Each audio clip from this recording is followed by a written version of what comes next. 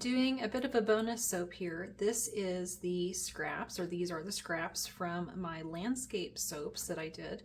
And I had lots of extra little pieces, so I went ahead and chunked up all those extra little pieces here, and then I have a little bit of the original batch of oils and lye solution left from when I made that the framed part of it. So I'm going to go ahead and make this. This is going to be just shy of enough to fill up my tall and skinny mold. The dimensions on this one, the actual batch weight, I can get 12 bars out of my tall and skinny mold, or I can get 10 bars out of my normal loaf mold. So I'm going to go ahead and make this into the tall and skinny mold. Is going to make 12 bars, but what I'm not going to go ahead and cut it. What I'm going to do is then put this, trim the top a little bit, because these will probably be sticking up a little bit because I want a nice flat edge.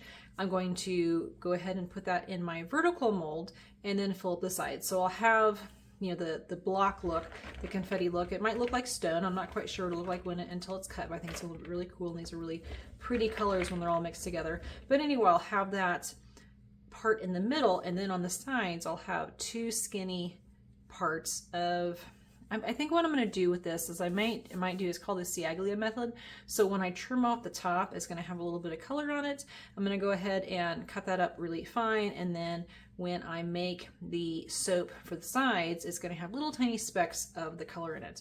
So hopefully that's what my plan is. Now what I'm also going to do with that second batch is I have these were the soaps that I cut the circles out of.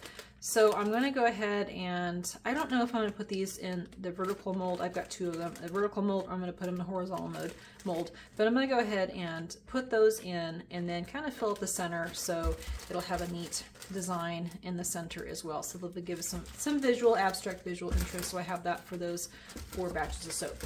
For this part, I have a tiny bit of the Orange Blossom Fragrance from Stock Fragrance left, and then I'm going to go ahead and put that in here. And then for the outside, I'll probably use English Ivy. This is from Stock Fragrance as well, so I'm still using the same fragrances. Not going to add any color at all to really either one of them, because there's going to be plenty of this color in here. But isn't that pretty?